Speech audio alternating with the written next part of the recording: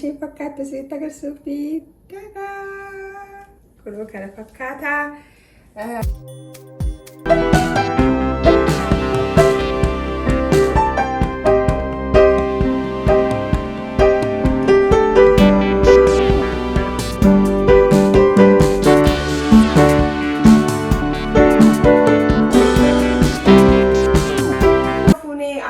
Ordoftoota Oromoo Koo chaanaalii kuni Oromoo Koo chaanaaliidha.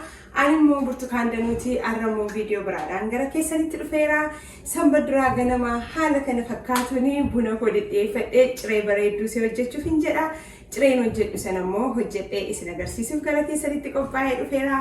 Oromoo Koo chaanaal like, share, subscribe gochuun hin irraanfatina. Ilmaan Oromoo bakka jirtanitti nagaan fayyaan gammachuun jaalalli isin biraa hin dhibamini. Egaa garuma hojii kootiitti darbaa anuma faana tura.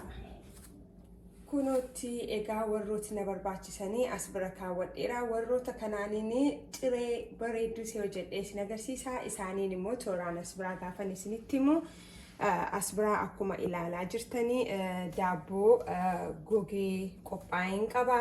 Daabboo kana akkatti gogee isuun hojjedhaa jiru gara booda kanatti isinitti agarsiisa akkamitti akkan qoorfadhee. Daabboo gogaa as biraan qaba. Yeroo baay'ee daabboo mana keenya keessatti yeroo nyaannu yeroo dhumatti hafuu daabboo manatti tolchame jechuudha. Akkasitti gossinee keenyee itti dhimma bahuu dandeenya. Achi daabboon qaba, as biraa shunkurtaan qaba, timaatimii qaba, barbarree, qullubbii adiidhaa fi jinjibiladha kuni. Soogiddaa zayitiidha jechuudha. Bishaan danfaa immoo as biraa qaba. Warroota kanaaniin hojii koo jalqaba jechuudha. Yeroon jalqabu immoo kunoo amma as biraa akkuma ilaalaa jirtanii abidda koorraa distii koo godhadheera. Zayitii xiqqoo isheetti godheera kunoo. Zayitiin koo amma gaafa naa ho'u jechuudha. Shunkurtaa koo kanatti eegan godhadhee booda gara hojii isaatiitti jalqaba. Oromoo Koo chaanaal jajjabeessaa waan hin hojjedhu isiniif barbaadda yoo jiraate naa barreessaa. Yeroo ilaaltanii xumurtanii laayikiituun hin tuqin hin bayinaa. Egaa garuma hojii keenyaatti darbineerra gamanumaan shunkurtii koo kanatti godhachuurraan eegala.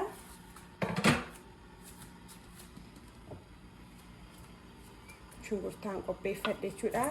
Xiqqoo ishee nan baay'isaa maaliif shunkurtii makanadha kan inni akkantinitti hojjedhu jechuudha.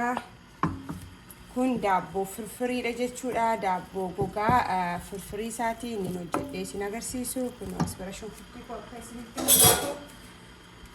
Amma shunkurtiin koo yeroo xiqqoo ishee bishaatu deebi'een gara keessanitti dhufa. Anuma faana tura.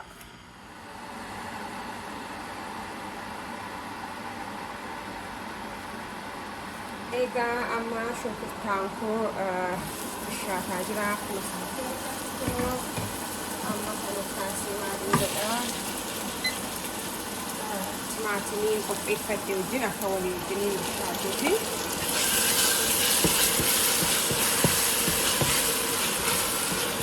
Ittoon godhadhaa jechuudha. Kun immoo akka gaariitti yeroo walii wajjin bishaatu deebi'een gara keessanitti dhufa.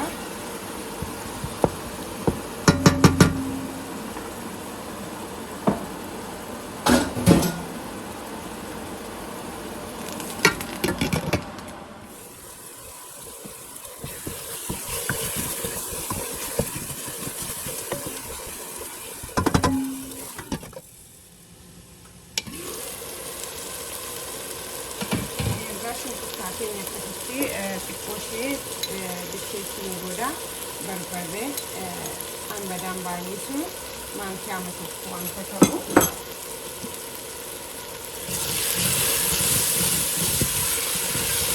Ani barbarree wanti hin baay'isne yeroo baay'ee ijoolleen koo nu wajjin nyaatu wanta ta'eef nu bukkee goggoranii qaqammasu kanaa edeetanii baay'isu isin garuu yoo barbaadanii itti xiqqoo ishee baay'isuu dandeessu. Kanumatti nagaa jechuudha.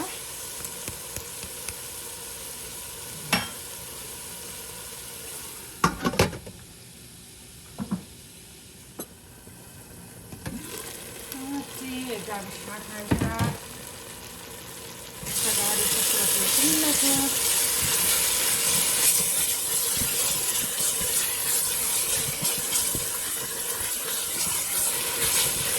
Dabalatama maalan godhadha. Qullubbii adii qopheeffadhe.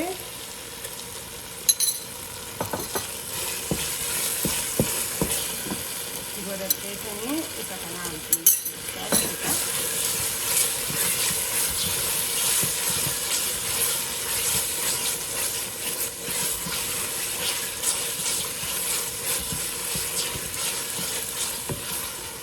Bishaan xinnoo as biraa qopheeffannes immoo kun ofitti qabsata.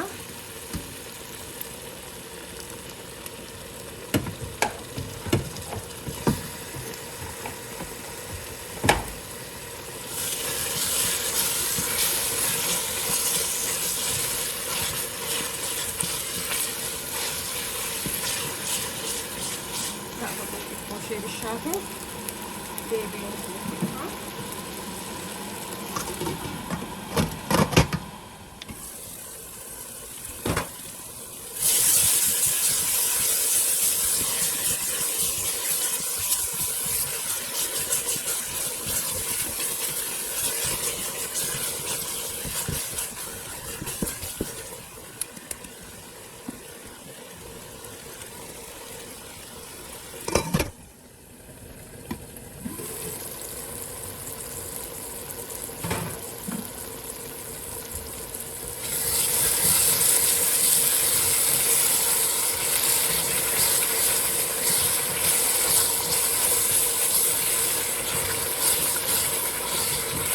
kanatti maaliif godhadha?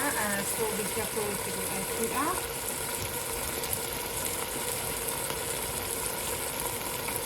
Egaa soogidda immoo itti godhatan jechuudha. Egaa salaatanii itti godhatan jechuudha.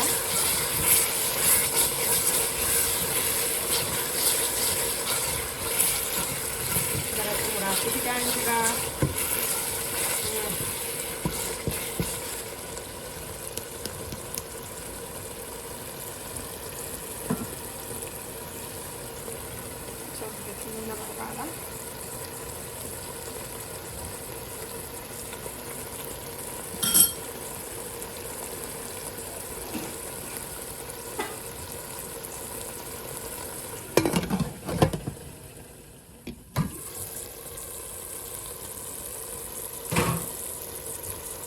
Kagari juga sedikit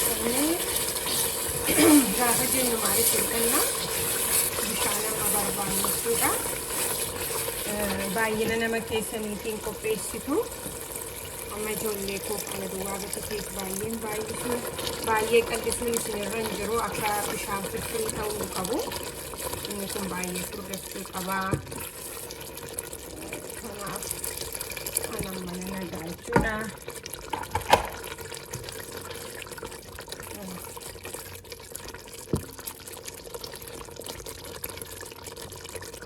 Ini turbina sa ada ini karena itu kondisinya ama free darbo di koshati nggak kawadir itu lah so bisa satu lalu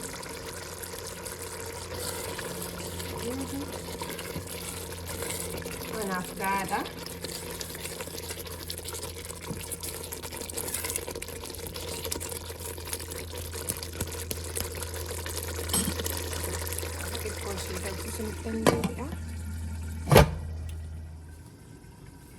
Kuno tega bishaan firfirii keenya daaboo firfirii keenya biraa haala kana fakkaatuni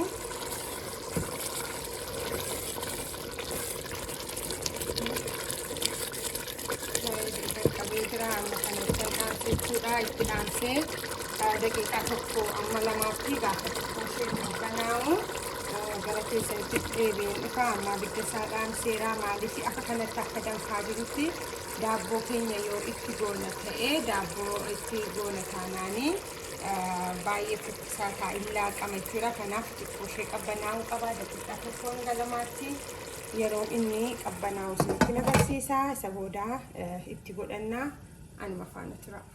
As biraa immoo kunuutti gaa buna keenya danfisaa jirra. Sanbaduraa ganamaa akka kanattiin qursii bareedduu hojjetannee buna keenya haala kanaan dhiyeeffannee haala salphaa ta'een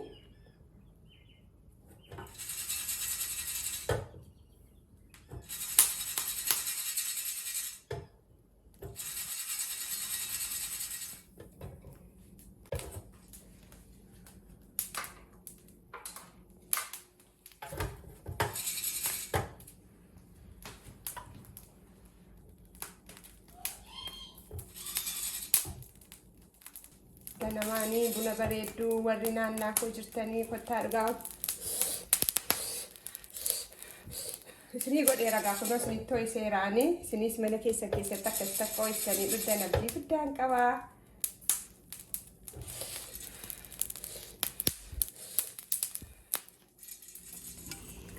Kunuutti egaa akkan isiniin jedhee qabbanaa'eera amma xiqqooshee ammayyuu naafaa garuu xiqqooshee yeroo hin qabu.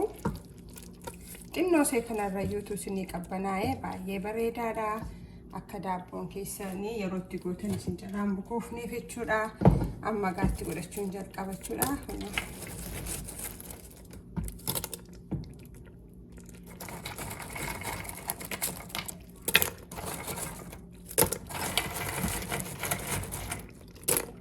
Kana fakkaatuuni gara jalaatti dabarsaa isa gogaasaa isa jala jiru immoo gara keessaatti fidaa.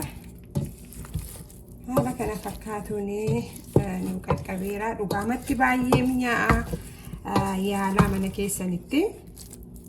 Isa gogaan taanes immoo isuma normaalis immoo yeroo biraa akkamitti akka hojjetadhu isin agarsiisa.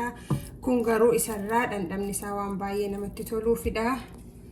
Makana qodaatti dhiyeesseen isinitti agarsiisa. Amma faana tura.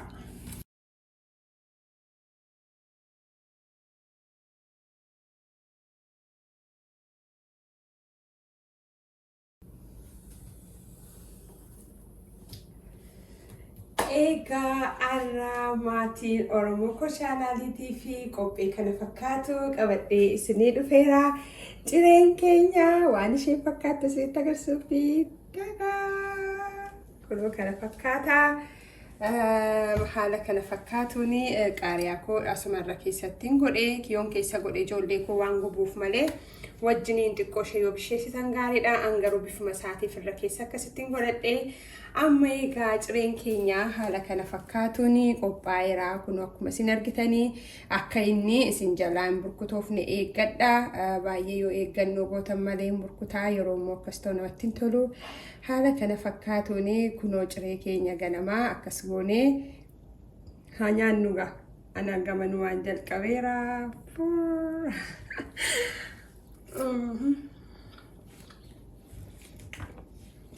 Akan itti mi'aawu dhugaa baay'ee tokko mi'aa'a. Hojjettaatti gargaarama. Ani egaa amma maatii kooti wajjiniin gara ciree keenyaatti darbina. Oromoo Kochaanaal like, share, subscribe gochuu hin irraanfatina. Buna immoo isiniifan buusaa. Cireen keenya sanbata duraa ganamaa kana fakkaata. Viidiyoo biraadhaan torbee biraa hanga walitti deebinutti nagaan fayyaan jaalalli gammachuun bakka jirtanitti isin biraa hin dhibamini.